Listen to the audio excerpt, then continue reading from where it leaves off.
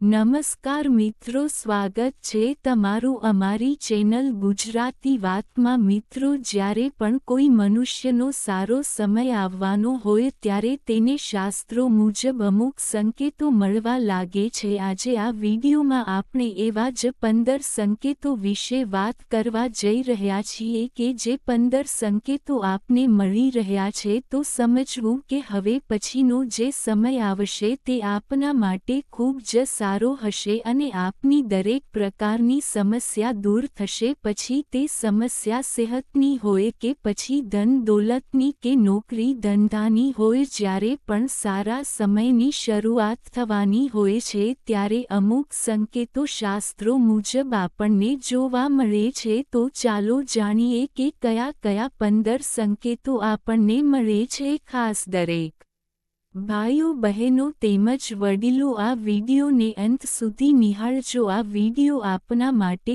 ખૂબ જ ઉપયોગી સાબિત થશે। સંકેતોની વાત કરીએ તેના પહેલાં એકવાર વિડીયોને લાઇક કરી અને પછી કોમેન્ટ બોક્સમાં જય માં લક્ષ્મી લખવાનું ભૂલતા નહીં મિત્રો, જેથી લક્ષ્મી માતાજીની કૃપા આપ સૌના પરિવાર પર બની રહે। તો નંબર 1 થી શરૂઆત કરીએ। નંબર 1, અચાનક જ સવારમાં વહેલા નીંદર ઊંડી જવી તે સૂચવે છે કે આવનારા સમયમાં આપના માટે કંઈક શુભ થવા જઈ રહ્યું છે। રાત્રે સૂતા હોય અને અચાનક જ 2 થી 5ના સમયગાળામાં આપની નીંદર ઉડી જાય છે તો સમજવું કે આવનારો સમય આપના માટે ખૂબ જ શુભ સાબિત થશે। 2 થી 5નો સમય જેને બ્રહ્મ મુહૂર્ત ગણવામાં આવે છે, આ સમયમાં નીંદર ઉડવી ખૂબ જ શુભ માનવામાં આવે છે। નંબર 2, ઘરની બહાર નીકળતી વખતે આપને ક્યાંય પણ રસ્તામાં ગાયોનું ઝુંડ જોવા મળે છે તો તે શુભ સંકેત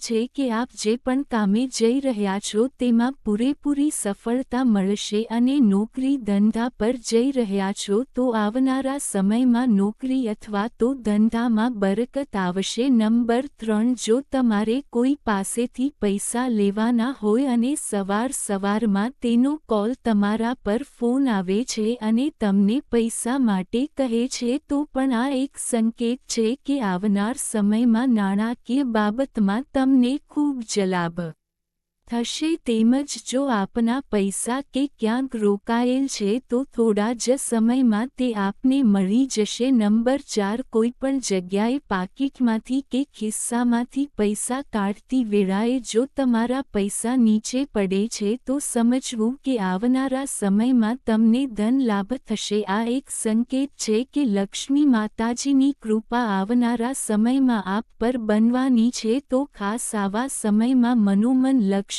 માતાજીનું નામ લેવું પણ ખૂબ જ શુભ માનવામાં આવે છે। નંબર 5, જો તમે ક્યાંય નોકરી કરી રહ્યા હોય અને અચાનક જ તમારા બોસનો ફોન આવે છે અથવા તો તમારા જે પણ સિનિયરનો ફોન આવે છે અને કોઈ પણ બાબતમાં તે તમારા વખાણ કરવા લાગે છે તો સમજવું કે આવનારા સમયમાં આ એક શુભ સંકેત છે કે આપનું પ્રમોશન થઈ શકે છે। નંબર 6, પૂજા કરતી વખતે તમારા ઘરના મંદિરમાં રાખેલા ફૂલો બીજા દિવસે પણ તાજા જોવા મળે છે તો આ એક સંકેત છે કે તમારા ઘરમાં ભગવાનનો વાસ રહેલો છે અને તમારું ઘર પોઝિટિવ ઉર્જાથી ભરેલું છે। તેનાથી વિરુદ્ધ જો બીજા દિવસે તમને મંદિરમાં રાખેલા ફૂલ એકદમ કાળા પડી ગયા અને કરમાયેલા જોવા મળે છે તો તે એક સંકેત છે કે તમારા ઘરમાં નેગેટિવ ઉર્જાનો વાસ રહેલો છે। આવા સંજોગોમાં રોજ ગુગળ કે કપૂરનો ધુમાડો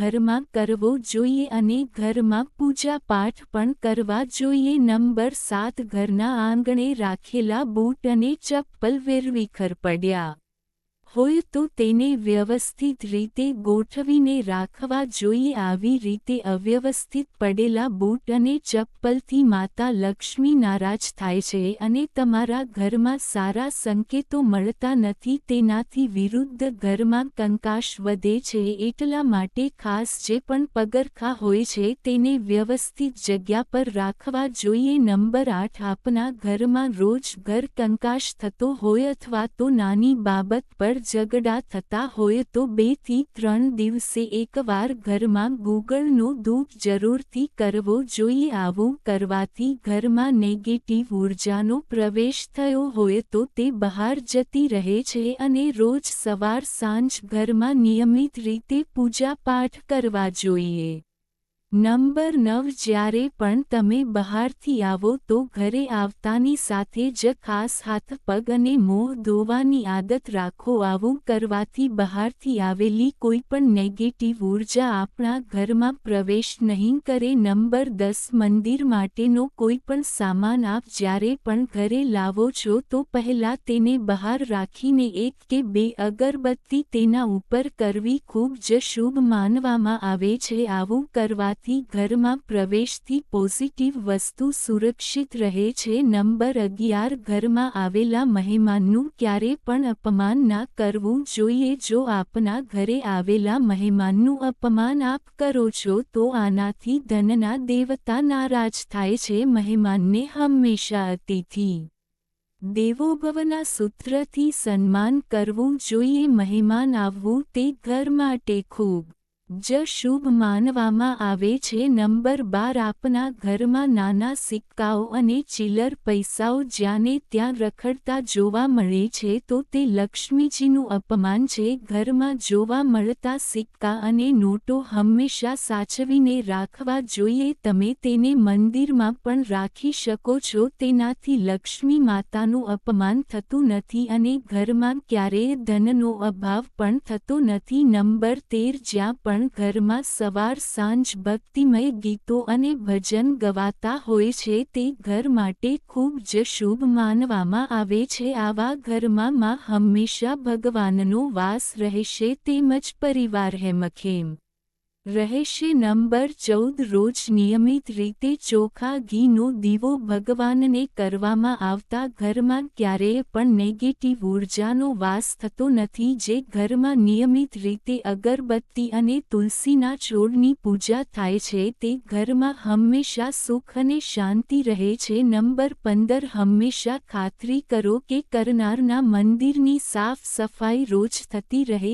ઘરના મંદિરની સાફ સફાઈ કરવાથી લક્ષ્મીજી પ્રસન્ન રહે છે તેમજ આપના ઘરમાં સ્વાસ્થ્ય સંબંધી તેમજ ધન સંબંધી પરેશાનીઓ ક્યારેય પણ થતી નથી. મિત્રો, અહીં આપવામાં આવેલી માહિતી આપને પસંદ આવી હોય તો ખાસ એકવાર કોમેન્ટ બોક્સમાં જય લક્ષ્મી માતાજી લવાનું ભૂલશો નહીં, જેથી માતાજીની કૃપા આપ સૌ મિત્રો પર બની રહે. અને નીચે આપેલું લાલ કલરનું સબસ્ક્રાઇબનું બટન દબાવીને ચેનલને સબસ્ક્રાઇબ કરવાનું પણ ભૂલશો નહીં. આપણી ચેનલ પર તમને સમયસર આવી જ સરસ મજાની માહિતી મળતી રહેશે તો ખાસ ચેનલ સાથે જોડાયેલા રહેજો. ફરી મળીશું મિત્રો કોઈ નવા એપિસોડ સાથે. ખૂબ ખૂબ ધન્યવાદ.